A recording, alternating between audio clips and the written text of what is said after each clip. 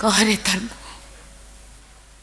ଏଥିପାଇଁ ତୁ କି ଦଣ୍ଡ ପାଇବା ଉଚିତ ହବ କହ ମତେ। कौन कहबी लो बो। एक फॉर्म है उड़ीसा में, बंगाल में भी है, जात्रा। जात्रा जो था वो प्योरली थिएटर होता था। अगेन चारों तरफ लोग बैठे रहते थे उस टाइम। अभी तो बहुत बदल गया कमर्शियल कंपल्शन की वजह से। तो उस टाइम ऐसा था, तो जात्रा पूरी रात होती थी। करीब 12 बजे के आसपास शुरू होता था और सुबह 5-6 बजे तक चलता था। 5 बजे का यात्रा ख़त्म हो जाए तो लोग कहते थे कि छोटा बही है। बही मतलब स्क्रिप्ट, कहते थे छोटा है। 6 बज गया, 6:30 बज गया, धूप थोड़ी आने लगी तो लोग कहते थे बड़ा है। लेकिन धूप आने के आसपास अगर ख़त्म हो तो लोगों को लगता था परफेक्ट टाइमिंग है। तो घंटों, मतलब लगभग 6 घंटे का परफॉर्मेंस होता था। उस परफॉर्मेंस में लोग शुद्ध अभिनय करते थे और लोगों को एंगेज करते थे। तो उसका इम्पैक्ट यूँ रहा क्योंकि जब मैं नेशनल स्कूल ऑफ ड्रामा आया, फिर मैं ट्रेनिंग लिया, फिर उसके बाद मैं ड्रामे डायरेक्ट करने लगा, सब कुछ करने लगा। सो जो एंगेज करने का जो एक हिसाब किताब है, जो सेंस है, कहीं किताबों में तो नहीं है, तो लेकिन एक सेंस है, वो शायद मुझे वहाँ से काफ़ी सीखने को मिला। मेरे शरीर में, मेरे दिमाग में वो चीज़ शायद रही, जिस वजह से मैंने जब भी हिंदी नाटकों को, मैं मेनली हिंदी प्लेस डायरेक्ट किया है, क्योंकि मैं रहा हिंदी क्षेत्र में, तो लोगों को एंगेज करने का एक सेंस जो है अच्छा खासा डेवलप हुआ होगा। तभी मेरे बहुत सारे प्लेस जो हैं, जो मैंने किया है, डायरेक्ट किया है, लोगों को काफ़ी भाता है। भाने का मतलब ये है कि शायद मैं उनको एंगेज कर पाया। अगर मैं एंगेज नहीं करूँगा तो क्या भाएगा। सो वो एक इम्पैक्ट रहा। दूसरा, क्योंकि मेरे पिता जो है वो खुद गाहन होते थे, गाते थे, तो मेरे वो पहला संगीत गुरु भी वही थे। तो जब मैं छोटा था, 3-3.5 साल का, 4 साल का, ऐसी उम्र में मैं कुछ गा लेता था, तो उनको लगा कि इसमें सुर है, तो काफ़ी इनकरेज करने लगे। उन दिनों रेडियो हम लोग बहुत सुनते थे, और radio he that was the only medium of entertainment apart from films and Jatra. Jatra occasionally होता था, रोज़ का था नहीं। फिल्में, हमारे जो जिस शहर से मैं हूँ वहाँ सिनेमा हॉल था, तो मेरे फादर फिल्म भी बहुत देखते थे, तो मैं कभी कभी उनके साथ गोदी में बैठ के देख लेता था फिल्म। क्योंकि मेरी माँ चली गई थी, तो मैं पूरे टाइम उनसे चिपका हुआ घूमता था, तो फिल्म देखने जाता था उनके साथ।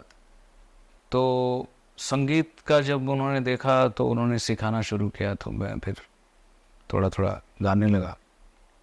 फिर थोड़े साल के बाद उन्होंने कहा कि अब तुमको प्रॉपर क्लासिकल सीखना चाहिए, तो तुमको एक गुरु पकड़ के, गुरु के पास जाके उनके पास बैठ के सीखो। फिर मेरे जो संगीत गुरु अब रहे नहीं इस दुनिया में, भास्कर चंद्र दास, उन्होंने मुझे सिखाया। मैं उनके घर ही रहता था और 5 साल उनके घर पे ही था, तो उनसे सीखता था। वो एक गुरु शिष्य परंपरा टाइप का था। He was a very strict man, honest and very, एक पैसा मेरे से लिया नहीं उन्होंने गाना सिखाने का। उनका बहुत बड़ा कर्ज मेरे ऊपर है। पैसे लेते तो भी कर्जा होता, क्योंकि गुरु का, पिता का, इनका कर्जा तो आप कभी शायद ही चुका पाएंगे। तो इस तरह से थोड़ा बहुत शुरू हुआ। फिर मेरी ट्रेनिंग, क्योंकि ओडिसी वोकल करके जो एक फॉर्म है क्लासिकल, सारे राग बेस्ड, जो राग आप हिंदुस्तानी में पाते हैं वो तमाम राग आपको उसमें मिलेगा। साथ में कुछ कर्नाटिक म्यूज़िक का भी एक इन्फ्लुएंस है। सो कुछ रागों का नाम कर्नाटिक म्यूज़िक के नाम से भी हम जानते थे और सीखते थे, और हमें कहा जाता था कि इसको कर्नाटिक में ये कहते हैं, हिंदुस्तानी क्लासिकल में ये कहते हैं। तो ओडिसी संगीत जो है खास करके भाव संगीत है। राधा लो राधा और कृष्ण जी के जो उनके बीच का जो एक संबंध है, उसके ऊपर था। प्यार और रूठना और वो तमाम चीज़ें एक प्रेमी और प्रेमिका के बीच में जिस तरह की नोक झोंक, सारी चीज़ों को उड़ीसी डांस भी उसी तरह का, मतलब भक्ति रस भी है और उसमें करुणा भी है, उसमें सब बेसिकली भाव संगीत है वो। तो जितनी वोकल जगलरी वो करते हैं हिंदुस्तानी क्लासिकल वाले, उतनी नहीं होती है, बट वो एक मिडिल पाथ में कहीं रहता है।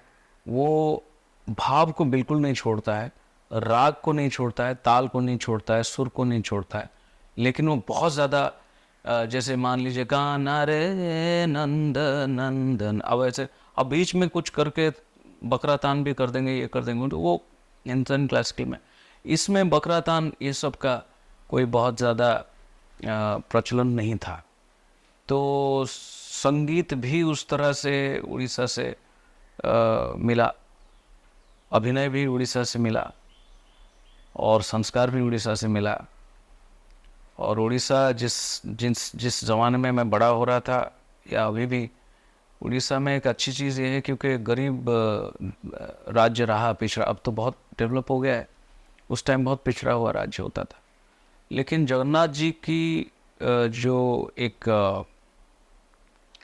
जगन्नाथ कल्चर जो है, उड़ीसा कल्चर जगन्नाथ कल्चर से ही इन्फ्लुएंस्ड है मोस्टली। सो लोगों में बहुत ज़्यादा कंप्लेंट नहीं होता था, लोग ये मान के चलते थे कि यही मेरी ज़िंदगी है, ऐसे ही रचा गया है, सो जैसे भी जो भी ज़िंदगी है उसको मैं I should live this life happily. वो एक हैप्पीनेस का जो फील है, गरीबी के बावजूद, अभाव के बावजूद, दुख बहुत कम होता था लोगों में, लोग खुश रहते थे। जगन्नाथाय ते नमः, जगन्नाथाय ते नमः,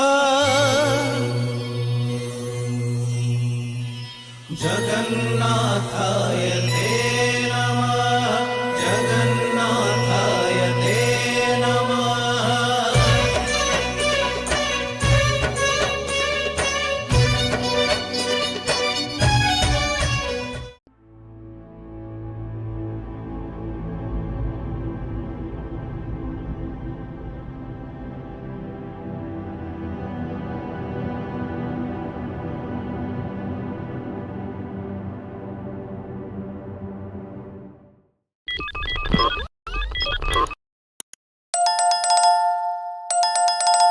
you